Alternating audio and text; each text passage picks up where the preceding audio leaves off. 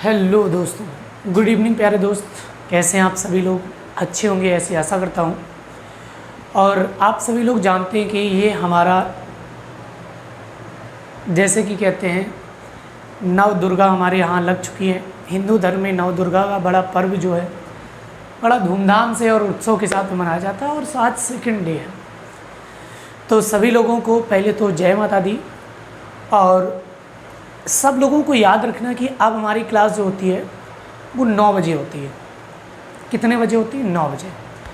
तो सबसे पहले आप सभी लोगों का काम होता है कि क्लास को शेयर कर देना। जितने ज़्यादा लोग क्लास को शेयर करेंगे उतना बेहतर मज़ा आने वाला है। इसके अलावा एक चीज़ और भी याद रखनी है, क्या कि आपको इस तरीके की जो क्लासें हैं, खास करके एनटीपीसी के लिए जो चल रही हैं, ये बहुत ही धुआंधार क्लासें हैं और आपके लिए बहुत फ़ायदेमंद है, क्योंकि हमने देखो वही कंटेंट तैयार किया जो आपके पेपर में आने वाला है। आपने देखी होंगी, इससे पहले हमारी 4 क्लासें हो चुकी हैं ऑलरेडी। अगर आपने वो 4 क्लासें नहीं देखी हैं तो एक बार जाइएगा, और यही थंबनेल जो हमारा लगा हुआ है वो 4 क्लासें टोटल हो चुकी। आज की क्लास हमारी 5वीं क्लास मानी जाएगी। ठीक है मेरे प्यारे बच्चों, तो अब हम लोग पढ़ना शुरू करेंगे। और हम लोग कहाँ तक आ गए थे? यहाँ तक। इस चीज़ को हम लोग पढ़ रहे थे, क्वेश्चन नंबर देख सकते हैं आप, 18 नंबर पढ़ रहे थे। और इसमें हम लोगों ने शायद में थोड़ा बहुत पढ़ पाया था, तब तक हमारी क्लास ऑफ हो गई थी। इसमें क्वेश्चन ये था कि प्रथम नाभिकीय रिएक्टर किसके निर्देशन में बनाया गया था? जिसका नाम था अप्सरा। इसका नाम अप्सरा था। और ये नाभिकीय रिएक्टर का निर्माण कब किया गया था? तो याद रखो, इसका निर्माण किया गया था 1954 में। किसके निर्देशन में किया गया था? याद रखो, रोजर बेकन नाम के व्यक्ति थे जिनके निर्देशन में किया गया था। ऐसा बिल्कुल भी नहीं, कल बहुत सारे विद्यार्थियों का रोजर बेकन था। याद रखो, रोजर बेकन एक बारूद के खोजकर्ता थे। इन्होंने बारूद की खोज की थी। बारूद की खोज जो है वो आपके रोजर बेकन ने की थी, जबकि एनरिको फर्मी ने क्या इसके निर्माण की खोज की? पाउली तो है नहीं, पाउली का एक सिद्धांत है, मोज़ले का आपने परमाणु सिद्धांत वगैरह देखा होगा। तो इसका आंसर जो है वो आपका एनरिको फर्मी था।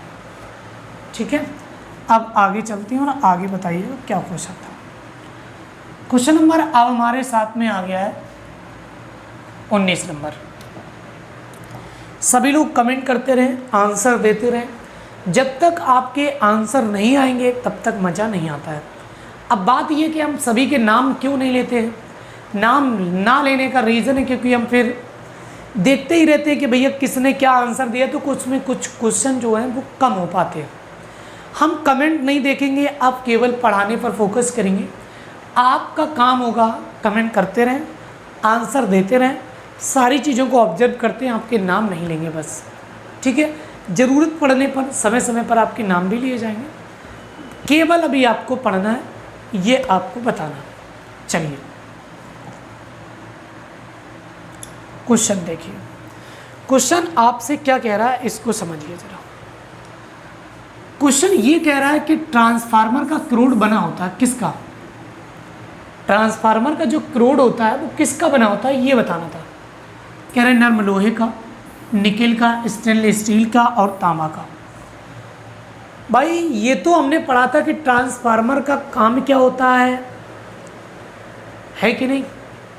और इसकी खोज किसने की थी?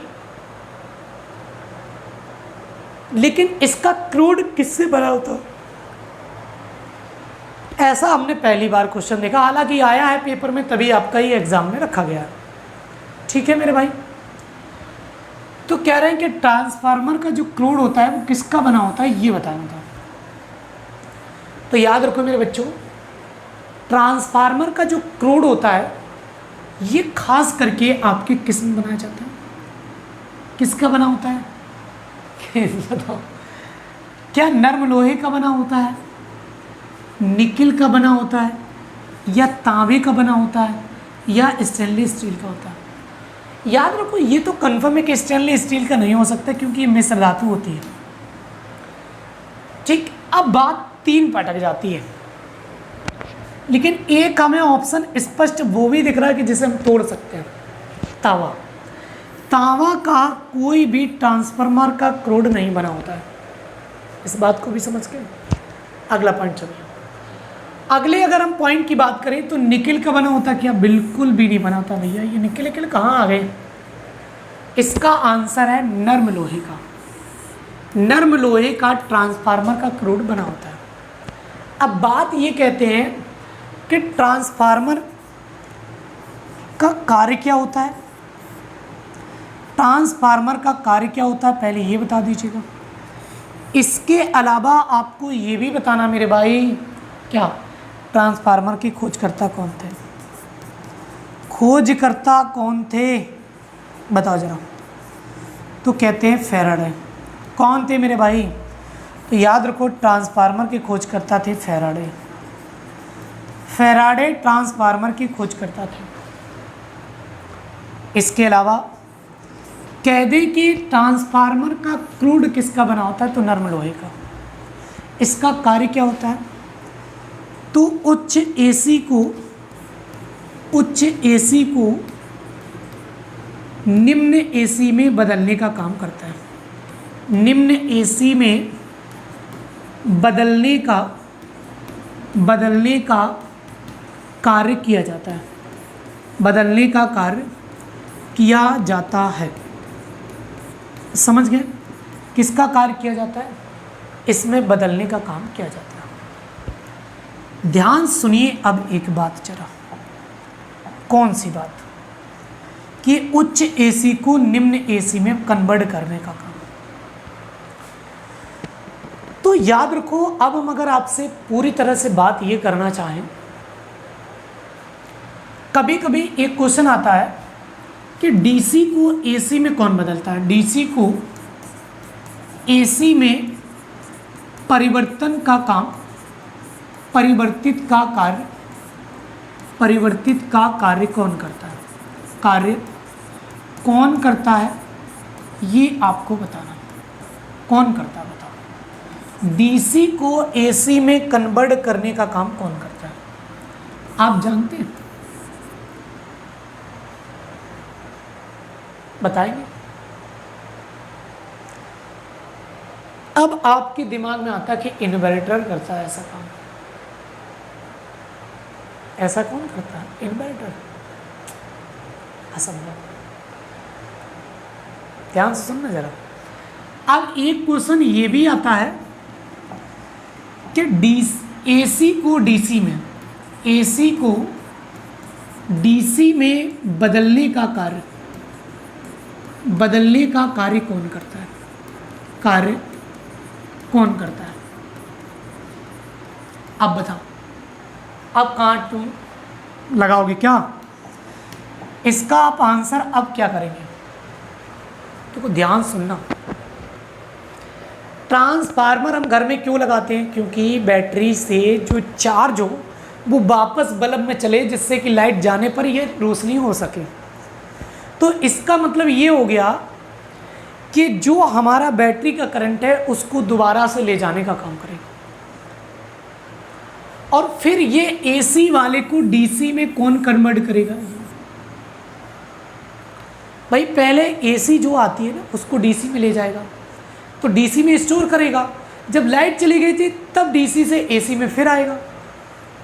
दो चीज़ें होती हैं यहाँ, एक काम नहीं होता। नहीं तुम दोनों में इन्वर्टर ठोक दो। एसी को डीसी में काम जो होता है वो रेक्टिफायर करता है। ये आपका रेक्टिफायर का काम होता है। जबकि ये वाला काम जो होता है, ये काम किसका होता है? तो ये काम इन्वर्टर का होता है। इन्वर्टर का ये वाला काम आपका होता है। समझ किस बात को? नहीं समझ पाए हो तो एक बार बताने का कष्ट करें। चलिए अगला क्वेश्चन है आपका 20 नंबर। क्या कह रहा? ध्यान से क्वेश्चन कह रहा 20 नंबर, ध्यान सुनिए जरा। 20 नंबर क्वेश्चन ये कह रहा कि अमोनिया गैस बनाने के लिए हैबर विधि में किस उत्प्रेरक का प्रयोग किया जाता है? आपने हाई स्कूल इंटर में बहुत ज़्यादा पढ़ी होगी कि हैबर विधि से अमोनिया बनाते हैं, और ये बड़ी फेमस आपकी विधि है जिसमें हैबर विधि आप पढ़ते हैं, बहुत ज़्यादा फेमस है। बताओ जरा फिर इसका क्या आंसर है? कह रहे हैं लौह चूर्ण, प्लेटिनम चूर्ण, निकेल, क्यूप्रिक क्लोराइड। अब आपके दिमाग में ये चीज़ें चलने लगी होंगी कि सर जी ने कुछ तो चेंजमेंट किया तब तो ये क्वेश्चन ऐसे पूछा। लेकिन याद रखिए, उत्प्रेरक का मतलब समझते हैं? उत्प्रेरक का मतलब होता है जो अभिक्रिया की गति में, जो अभिक्रिया की गति में वृद्धि कर देता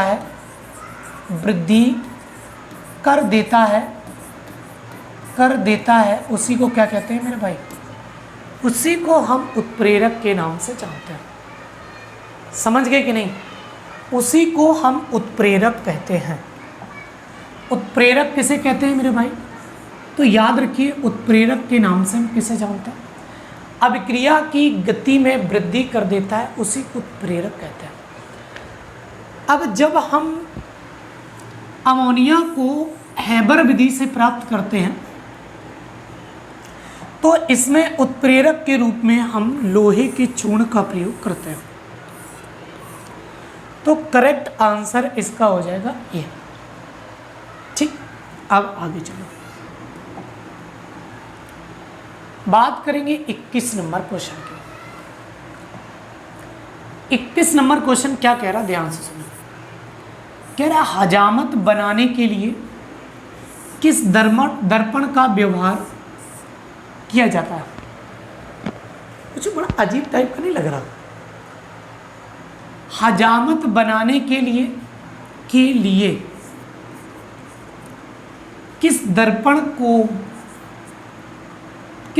का व्यवहार किया जाता है, ऐसा था। इसको हटा दीजिएगा, जो लिखा हुआ है इसको आप हटा दें। कह रहे कौन सा दर्पण है जो हजामत में यूज करते हैं? हजामत जानते हो पहले तो, सबसे बड़ी बात यही है। क्यों मेरे प्यारे बच्चों, हजामत का मतलब समझते हैं? हजामत का मतलब बाल और कटिंग और दाढ़ी करना, शेविंग वगैरह कटवाना। हजामत का मतलब होता है बाल कटवाना। बाल कटवाना मतलब नाई की दुकान की बात कर रहा आपसे। नाई की दुकान में किस प्रकार के दर्पण का प्रयोग किया जाता है, ये कह रहा। कुल मिलाकर के घुमा की बात कहना चाहता है जो आप समझ ना पाए। कह रहे हैं कि उत्तल दर्पण, अवतल दर्पण, समतल दर्पण, गोली दर्पण। पहले तो ध्यान रखो कैसा दर्पण पूछ रहा आपसे। सुनिए, अब हमारी कुछ बातें ध्यान से सुन लो। जब आपको पास की वस्तु देखनी हो,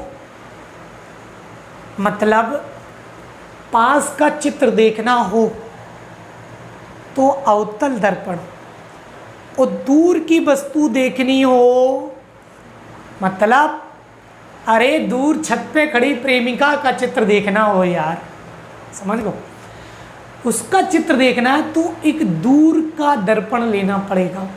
कौन सा मेरे भाई? याद रखो, अगर पास की वस्तु देखनी है तो अवतल, अगर दूर की वस्तु देखनी है तो फिर उत्तल। क्या उत्तल? समझ गए ना इस बात को? अरे बोलो मेरे भाई, हाँ कि नहीं? हाँ भाई साहब। अगला पॉइंट सुनिएगा। तो अब हजामत की दुकान में क्या हम पास की वस्तु देख रहे होते हैं या दूर की? अरे यार, आदमी पास ही में तो बैठा होता है, ऐसे जो कटिंग करता है ऐसे ऐसे एकदम से, क्या पास ही में तो बैठा होता है, उसी को तो चित्र दिखता है। तो पास की वस्तु देखने के लिए अवतल दर्पण। फिर भी याद न रहे तो ध्यान से सुनो, छोटा पहले आता है या आपका छोटा ऊ पहले आता है? छोटा आ या छोटा ऊ? तो पहले हमारे पास जो आता है वो छोटा आ या छोटा ऊ। तो याद रखो जो हमारे पास आता है सबसे पहले, ये आता है मेरे भाई क्या, तो छोटा आ पहले आता है। तो पास में छोटा, दूर छोटा ऊ। ठीक है, समझ के बात। तो याद रखो हजामत की दुकान पर अवतल दर्पण का प्रयोग करेंगे। इसका करेक्ट आंसर ए नंबर। इसके अलावा अगर हम बात कर दें आपसे कि जिम में किस प्रकार के दर्पण का प्रयोग करते हैं, जिम में किस दर्पण का प्रयोग करते हैं, तो याद रखो जिम में हम जिस दर्पण का प्रयोग करते हैं, इस दर्पण का नाम होता है मेरे भाई क्या, पास की वस्तु तो देखते हैं, तो इसका नाम है अवतल दर्पण। इसका नाम क्या आता है मेरे भाई, अवतल दर्पण। तो अवतल दर्पण का प्रयोग हम इसमें करते हैं। लेकिन आपने देखा होगा जो कार होती है या फोर व्हीलर होती है, कार में बैठा व्यक्ति पीछे का दृश्य देखने के लिए, पीछे का दृश्य देखने के लिए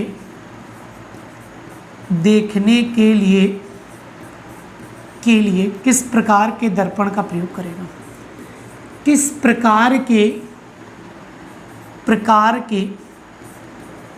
दर्पण का प्रयोग करेगा, दर्पण का प्रयोग करेगा। तो याद रखिए ये करेगा किसका मेरे भाई, तो याद रखो ये प्रयोग करने वाला है किसका, दूर की वस्तु देखना चाहता ना, पास की तो नहीं देखेगा, दूर की। इसका आंसर हो जाएगा उत्तल दर्पण। इसका आंसर उत्तल दर्पण हो जाएगा। ठीक है ना, तो इसका करेक्ट आंसर करेंगे आप उत्तल दर्पण। ठीक मेरे भाई, तो ये इसके आंसर है। देखो अब बात करें समतल दर्पण का प्रयोग हम लोग घरों में प्रयोग करते हैं। जैसे अपना चित्र देखने के लिए घर वाले शीशे में प्रयोग करते हैं। समतल दर्पण होता है वो, किसी प्रकार का गोली दर्पण नहीं होता। समझ गए, एक समतल, आप ना आपको चेहरा बड़ा दिखेगा ना आपको छोटा दिखेगा। जबकि जिम में जाएंगे और आप अगर बाल की दुकान पे जाएंगे तो आपको छोटी चीज़ें बड़ी दिखेंगी। तभी तो कोई बाल आपका अगर रह जाता काटने के लिए तो वो बड़ा दिखेगा, जिससे ना वो आराम से काट सके। जिम में जाएंगे छोटी बॉडी बड़ी दिखेगी ऐसे, तभी क्या करोगे तुम, और जिम करोगे, है कि नहीं। इसलिए जिम वाला ऐसे शीशे लगाता है। समझ गए इस बात को, इन चीज़ों को समझ लीजिए। अब आगे बात करेंगे 21 के बाद बात करेंगे 22 नंबर। 22 नंबर क्वेश्चन की बात करने वाला। 22 नंबर क्वेश्चन की अगर बात करें, सुनिए जरा। कह रहे जमीन से आकाश में मार करने वाला प्रथम प्रक्षेपास्त्र आकाश का सफल परीक्षण कब किया गया। कह रहे हैं कि जमीन से आकाश में मार करने वाले यंत्र का नाम है क्या, आकाश। इसको कब प्रक्षेपित किया गया था, सन पूछा इसका। चलो कमेंट करो मेरे भाई, बड़ा अच्छा क्वेश्चन है। ऐसे क्वेश्चन कब मिलते हैं हम लोगों को।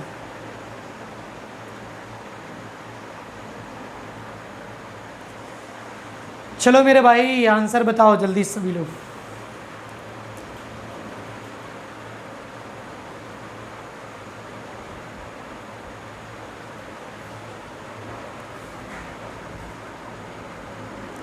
सभी लोग कमेंट करिए जल्दी से, देखते हैं कौन आंसर बता पाएगा।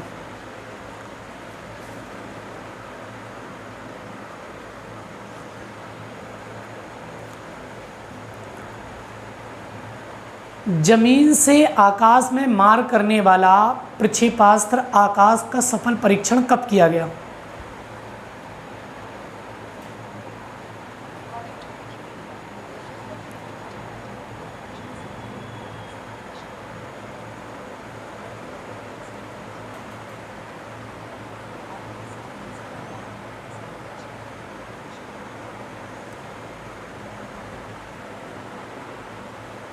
चलो भाई, कोई बता पाएगा इसका आंसर?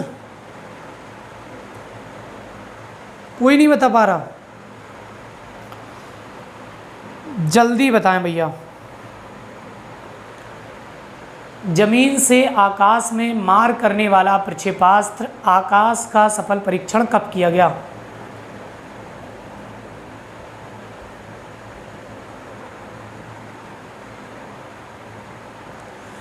तुम लोगों के अभी तक कोई भी सही आंसर नहीं आया।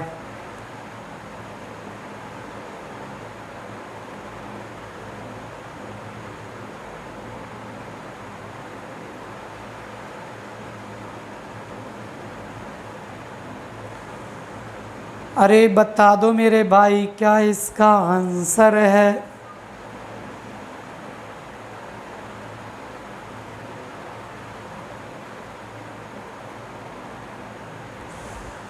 कोई और बताएगा इसका करेक्ट आंसर क्या होगा? अभी तक मेरे भाई इसका करेक्ट आंसर नहीं आया। देखो मेरे भाई, अगर हम आपसे बात करें, कभी कभी ऐसा भी आता है कि भारत की पहली मिसाइल किसे माना जाता है, तो याद रखो, कहें कि भारत की पहली मिसाइल कौन सी थी, तो पहली मिसाइल का नाम आपको बताना था। पहली मिसाइल का नाम आपको बताना था कि क्या है। तो जब हम इसकी बात करते हैं तो भारत की पहली मिसाइल का नाम आता है।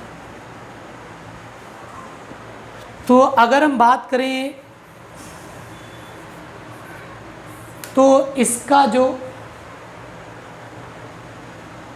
याद रखो, भारत की पहली जो मिसाइल होती है इसका नाम क्या होता है, तो याद रखो इसका नाम होता है पृथ्वी।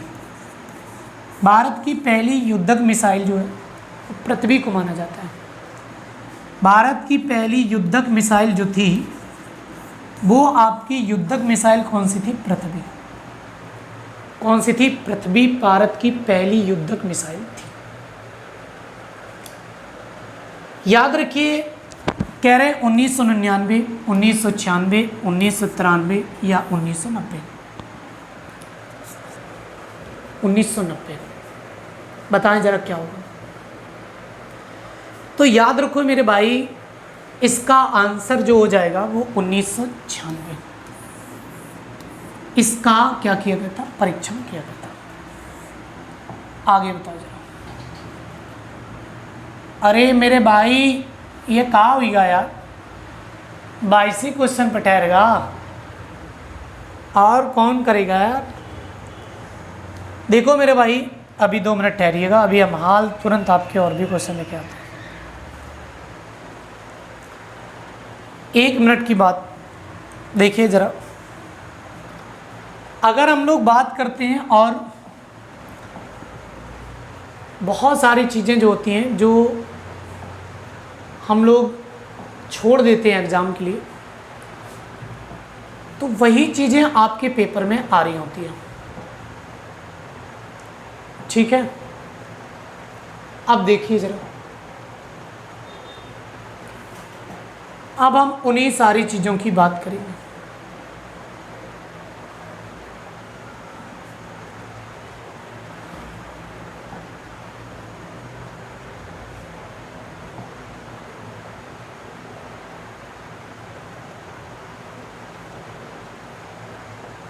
हे दुख बंचन।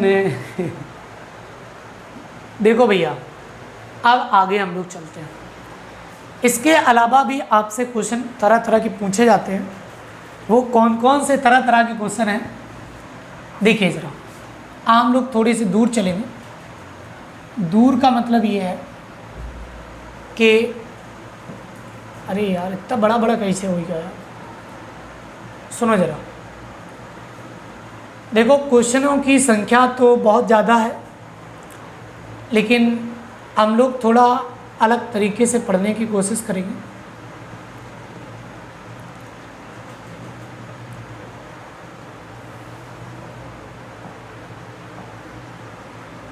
देखो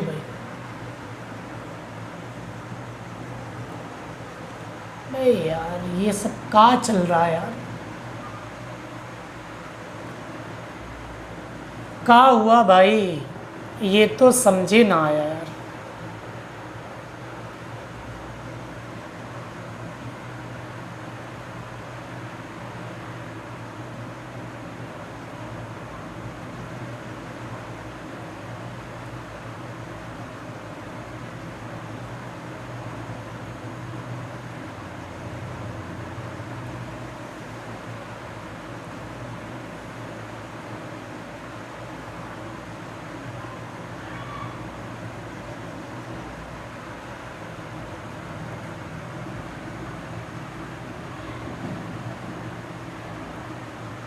देखिए मेरे भाई, अब हम लोग पहुंच गए अपने क्वेश्चनों पर। ये कैसा आ गया यार। चलो देखो, क्वेश्चनों थोड़े बड़े अजीब टाइप के बड़े बड़े लिखे हैं यार।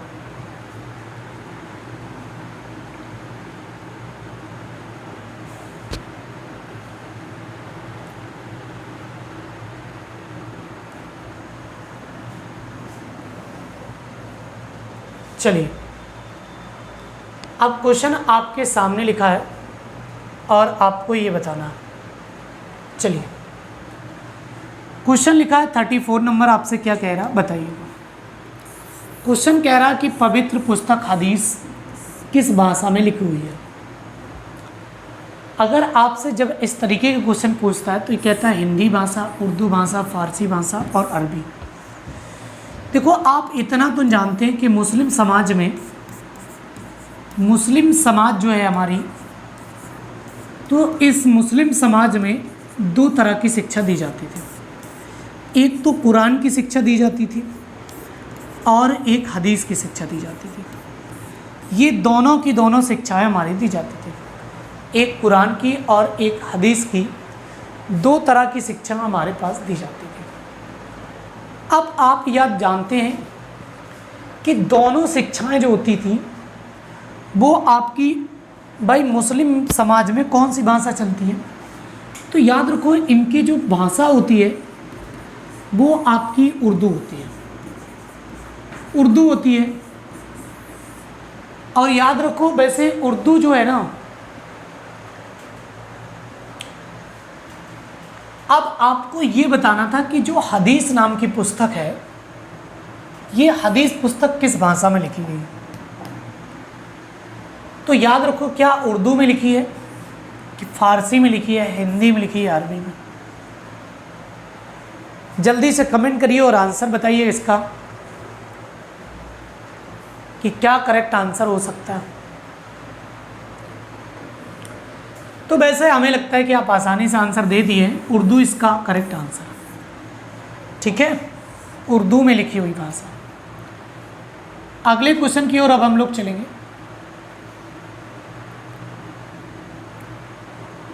क्वेश्चन क्या कह रहा है, ध्यान से सुनो। क्वेश्चन आपसे कह रहा है, अच्छा क्वेश्चन है भाई साहब, 35, railway mail services RMS, railway mail service किस वर्ष शुरू की गई थी। मतलब ये एक सर्विस या सेवा है। पूछ रहा आपसे कि रेल मेल सर्विस कब शुरू की गई थी। आपसे कह रहा कि 1905, 1967, 1906 या 2004। रेल मेल सर्विस जो है वो आपकी कब शुरू की गई थी, तो बताओ मेरे भैया, क्या इसका करेक्ट आंसर होगा। कोई बता पाएगा इसका करेक्ट आंसर। देखो, इतना तो आप जानते हैं कि रेलवे बोर्ड की स्थापना कब हुई थी। तो याद रखो, रेलवे बोर्ड की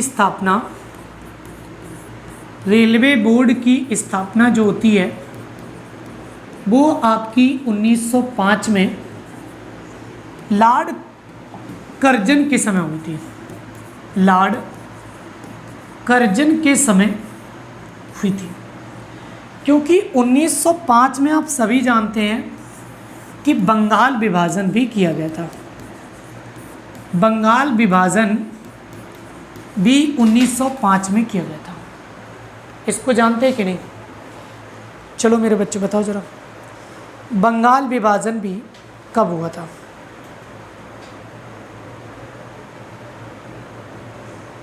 देख लो जरा, अब आपके सामने आ गया है कि बंगाल विभाजन जो है वो इस समय हुआ था। लेकिन याद रखो, बंगाल विभाजन को रद्द किस वर्ष किया था हमने? बंगाल विभाजन को रद्द किस वर्ष किया था? तो याद रखो, बंगाल विभाजन रद्द 1911 में हुआ था, क्योंकि इस समय यहाँ पर दिल्ली दरबार लगाया गया था। इस दिल्ली दरबार में ये सारे काम किए गए थे। समझ गए ना? दिल्ली दरबार जब लगाया गया 1911 में, तब बंगाल विभाजन रद्द कर दिया गया। अब आपके दिमाग में एक चीज़ आ रही होगी कि रेल मेल सर्विस सेवा कब शुरू की गई? 1905 या 1906 या 2004 या 1967? ये तो आप जान गए कि दो ऑप्शन नज़दीक रखे हैं इसमें, तो कहीं ना कहीं मामला दो में ही है। तो अब आप इसको समझ जाएं तो बहुत बेहतर है। एक ऑप्शन तो ये डी कट गया और सी भी कट गया। अब बात बच्ची कहाँ की? 1905 और 1906। तो इसका आंसर ये भी कट जाएगा, करेक्ट आंसर 1906। अब आपसे क्वेश्चन आता है कि रेलवे का शुभांकर क्या है? रेलवे का शुभांकर क्या है? तो इसका शुभांकर होता है स्वच्छता, सेवा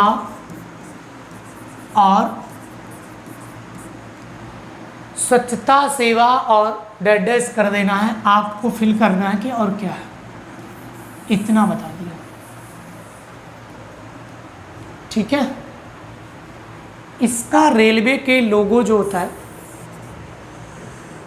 जो लोगो है रेलवे का, इसमें अप्पू नामक आती है। कौन सा आती है? अप्पू नामक हाथी। अप्पू नामक हाथी यहाँ पर मिल जाएगा। इसके अलावा कहते हैं रेलवे के लोगों में कितने तार होते हैं? लोगों में कितने तार होते हैं? तो याद रखो 17 तार होते हैं रेलवे के लोगों में। जो रेलवे का लोगो होता है उसमें 17 तार होते हैं ऑलरेडी। ग्रुप डी का क्वेश्चन ही आया होगा। आप कहो सर जी हम तो देखे ही नहीं रेलवे का लोगो। हम कहे देखो हम दिखाते हैं तुम्हें। ऐसे एक गोला बना होता है, इसमें एक सुंदर सी ट्रेन बनी होती है, ठीक है, सजी धजी। थोड़ी यहाँ ऐसे भी बना देता है वो ऐसे ट्रेन। और यहाँ क्या करता है, इसमें यहाँ पर छोटे छोटे से ऐसे चारों ओर से ऐसे तार बना देता है। यही रेलवे का लोगो है और ख़ास करके नीले कलर में बना होता है भैया। ये सब नीला नीला हुई, ठीक, तब तुम्हें दिखे ये रेलवे का लोगो। चलें आगे, अब पढ़ लियो, आगे चलो, अगले क्वेश्चन की ओर चलो। 35 के बाद 36 नंबर। 36 नंबर क्वेश्चन का कही रहा, देखो भैया। कह रहा पंडित जसराज का संबंध जो है कला और संस्कृति के किस घराने से विख्यात गायक है? पंडित जसराज कह रहा लखनऊ घराने से है, बनारस घराने से है, आगरा घराने से है या मेवाती घराने से? जल्दी से कमेंट करें और आंसर बताएं किसका क्या करेक्ट आंसर हो सकता है। तो बताएंगे आप इसका क्या करेक्ट आंसर होगा, कोई भी कंडीशन। तो पंडित जसराज का संबंध आपको बताना है। देखो इतना तो आप भी जानते हैं कि सर जी मेवाती घराने से कोई लेना लेना है नहीं, और ना ही हमें लग रहा कि आगरा घराने से। बचे दो घराने, एक लखनऊ और एक बनारस। ये वो दोनों घराने हैं जिनका संबंध पंडित जसराज से है। हमने कहा ठीक है, तो फिर बताओ। कहते हैं लता मंगेशकर का संबंध लता मंगेशकर का संबंध किस घराने से है? संबंध किस घराने से है? किस घराने से है? बता दो मेरे भाई कि पंडित जसराज का संबंध किस घराने से है? अब बताना है लता मंगेशकर का। तो याद रखो, जो लता मंगेशकर है ना, इनके अगर हम घराने की बात करें तो इनका घराना आ जाता है भिंडी बाजार घराना। कौन सा था? भिंडी बाजार घराना था। आप कहो संजी ये भिंडी बाजार घराना कहाँ पर था? तो याद रखो, भिंडी बाजार घराना वहाँ पर था, ये मुंबई में पड़ता था। कहाँ पर? भिंडी बाजार घराना मुंबई शहर में था। इनका संबंध लता मंगेशकर का उन्हीं से था। फिर कहते हैं लता मंगेशकर को किस साल भारत रत्न दिया गया? सुने, लता मंगेशकर को भारत रत्न किस वर्ष दिया गया? भारत रत्न किस वर्ष दिया गया? वर्ष दिया गया। तो याद रखो, इन्हें जो भारत रत्न दिया गया था वो दिया गया था सन 2001 में। तो इन्हें भारत रत्न 2001 में नवाजा गया। कब दिया गया भारत रत्न? तो 2001 में। समझ गए? तो भारत रत्न किस वर्ष मिला? 2001 में मिला। आगे चले, ध्यान से सुनो, भारत रत्न किस वर्ष दिया गया? 2001 में दिया गया। ठीक, अब आगे चलते हैं। आगे चलें अगले क्वेश्चन की ओर। 36 के बाद 37 नंबर।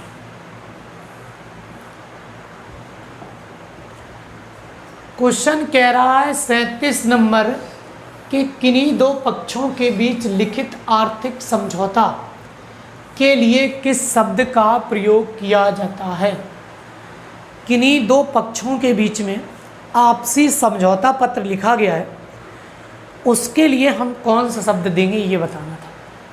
तो समझौते के लिए शब्द का प्रयोग करेंगे, कह रहे हैं शिकायत पत्र, सुलह पत्र, प्रार्थना पत्र या बंध पत्र। दोनों एक दूसरे बंधन में बंध गए, क्या ये बंधन पत्र या बंध पत्र?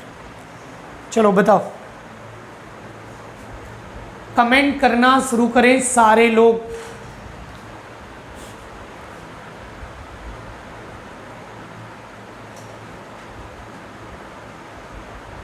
देखो मेरे बच्चों, इसका आंसर जो होगा ना,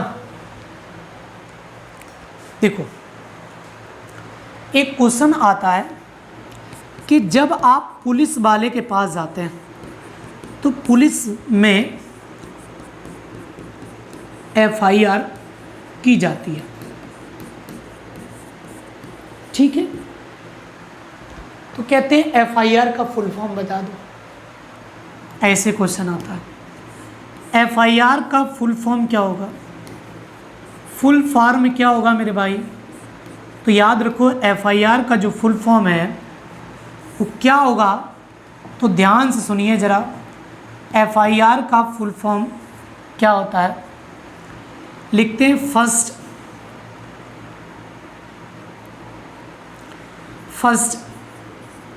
इंफॉर्मेशन रिपोर्ट के नाम से जानते हैं, रिपोर्ट के नाम से इसे जाना जाता है। फर्स्ट इंफॉर्मेशन रिपोर्ट के नाम से जानते हैं, फर्स्ट इंफॉर्मेशन रिपोर्ट कहते हैं। लेकिन ऐसे ही दो व्यक्तियों के बीच में आपसी समझौता कराया तो इन दोनों के बीच में क्या कहेंगे? सुलह पत्र के नाम से जानेंगे। जब दोनों के बीच में समझौता करा दिया जाता है तो उसे सुलह पत्र कहा जाता है। इसे एक बड़ा छोटा सा क्वेश्चन है ये, ऐसे बड़ा क्वेश्चन नहीं है कि आप बता ना पाए। 37 के बाद 38 नंबर क्वेश्चन कह रहा है। 38 नंबर कह रहा, भारतीय पुलिस सेवा IPS के अधिकारियों को नेशनल पुलिस एकेडमी में प्रशिक्षण दिया जाता है। यह कहाँ पर स्थित है? जो आईपीएस अधिकारी होते हैं उन्हें प्रशिक्षण किस बटालियन में दिया जाता है, ये आपको बताना था। बताओ भैया, कहो तो हम उस एकेडमी का नाम भी बता दें। कहते हैं लवासना, लवासना के नाम से इसे जानते हैं, इंग्लिश में लवासना कहते हैं। अब आप आंसर बता दो कि क्या होगा। लाल बहादुर शास्त्री राष्ट्रीय पुलिस अकादमी के नाम से इसे जानते हैं। क्या कहते हैं? लाल बहादुर शास्त्री पुलिस अकादमी के नाम से इसे जाना जाता है। पुलिस अकादमी के नाम से इसे जानते हैं। लेकिन ये स्थित कहाँ है मेरे बच्चे? तो ये मैसूर में है, हैदराबाद में है, जम्मू कश्मीर में, देहरादून। कमेंट करो सभी लोग कहाँ पर हो सकती है। अब आपको क्या लगता है? हैदराबाद में? क्या जम्मू कश्मीर में? जम्मू कश्मीर में तो आर्मी वालों को ट्रेनिंग दी जाती है, सियाचिन में। याद रखिए, भारत का सबसे बड़ा ग्लेशियर, भारत का सबसे बड़ा ग्लेशियर कौन सा है? तो याद रखो, सबसे बड़ा ग्लेशियर आपका सियाचिन ग्लेशियर है मेरे बच्चे। सियाचिन ग्लेशियर ये भारत का सबसे बड़ा ग्लेशियर है। इसके अलावा एक पॉइंट और, कहते हैं विश्व का सबसे ऊंचा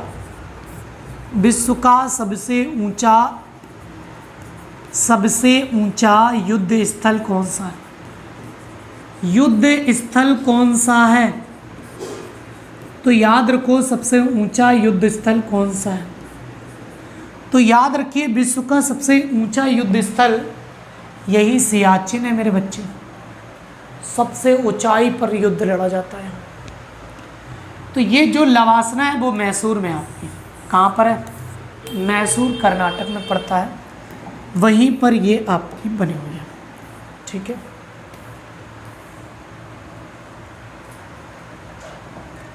क्वेश्चन लास्ट है और इसका आंसर बता दिएगा। इसके बाद में हमारी क्लास जो है वो आज की कंप्लीट हो जाएगी। जल्दी से आंसर बताएंगे कि केंद्रीय मंत्रिमंडल के मंत्रियों की नियुक्ति किसके द्वारा की जाती है? देखो, मंत्रिमंडल को विभाग जो दिया जाता है, विभाग कौन तय करता है? विभाग कौन तय करता है कि किसे कौन दिया जाएगा? तो याद रखो, विभाग का आवंटन कौन तय करता है?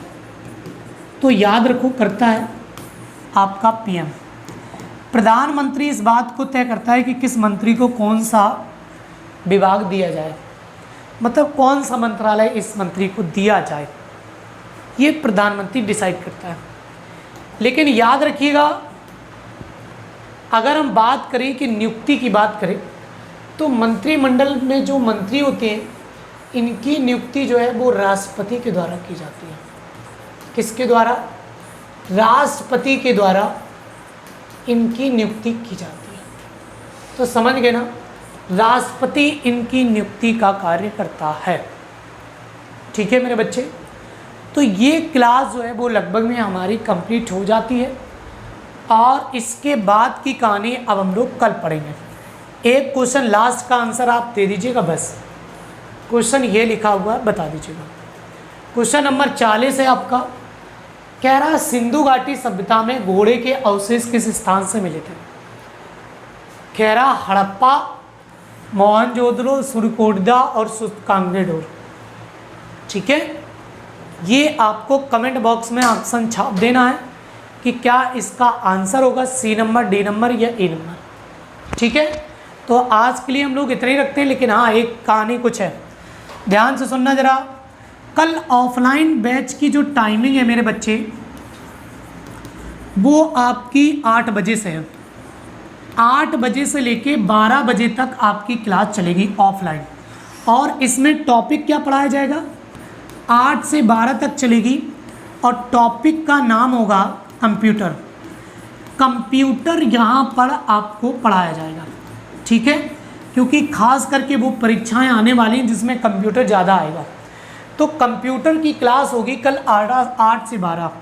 तो इस क्लास में कोई भी विद्यार्थी आ सकता है, कोई भी विद्यार्थी इसमें एंट्री कर सकता है, कोई भी विद्यार्थी इसमें आ सकता है, समझ गए ना। तो ठीक है मेरे बच्चों, आज के लिए इतने रखते हैं। कल हम लोग फिर मिलेंगे अपने समय 9 बजे। तो अब क्लास की जो टाइमिंग है मेरे बच्चे, वो क्लास हमारी 9 बजे चलती है शाम के 9 PM पर। अब 7 बजे का टाइम थोड़ा इसमें कैंसिल कर दिया गया, ठीक है बच्चे।